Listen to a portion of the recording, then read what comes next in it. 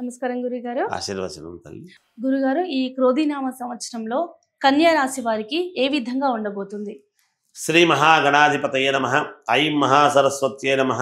శ్రీ లలితాంబికాదేవియే నమః.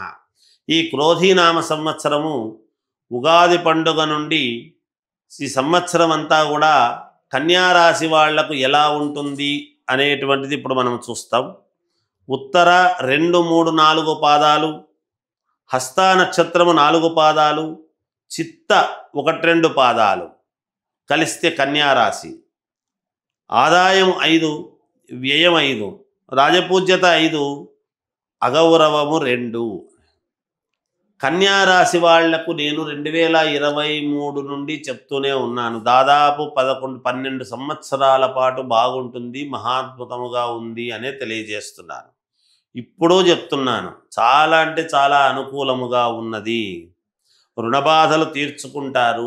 నాకు ఎవరూ ఎక్కడా రూపాయి ఇవ్వలేదు అని కాచుకొని ఉండేటువంటి వాళ్లకు భగవంతుడు తలుపు తట్టి డబ్బులు ఇప్పించేటువంటి మార్గము చేస్తాడుగాక.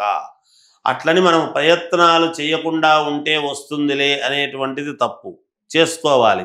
ధనలాభం ఉన్నది, గృహయోగం ఉన్నది, వాహన యోగం అనేటువంటిది ఉన్నది, ఆరోగ్యము, కీర్తి ప్రతిష్టలు, మాటకు విలువ పెరగటము, ధనధాన్య వృద్ధి అనేటువంటిది ఉంటుంది గాక.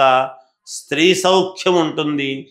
ఇల్లు కట్టుకోవడం అనేటువంటిది వీళ్ళ యొక్క కలల ఆకాంక్ష, అది ఖచ్చితముగా నెరవేరి తీరుతుంది గాక.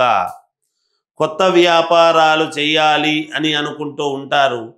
ఆ వ్యాపారాలు చేయడానికి కావాల్సినటువంటి నిర్ణయాలు వీళ్ళు తీసుకుంటారు గాక. సినిమా రంగంలో ఉండేటువంటి వాళ్లకు చాలా యోగవంతముగా ఉంటుంది. వీళ్లకు పలుకుబడి అధికం అనేటువంటిది అవుతుంది. విద్యార్థులకు చాలా అంటే చాలా యోగవంతముగా ఉన్నది. అలాగే రాజకీయాలలో ఉండేటువంటి వాళ్లకు పదవీ యోగం అనేటువంటిది ఉన్నది. తప్పకుండా వాళ్ళ వ్యక్తిగతమైనటువంటి జాతకాలు చూసుకుంటే ఒకసారి మేలు జరుగుతుందని తెలియజేస్తూ జయోస్తు.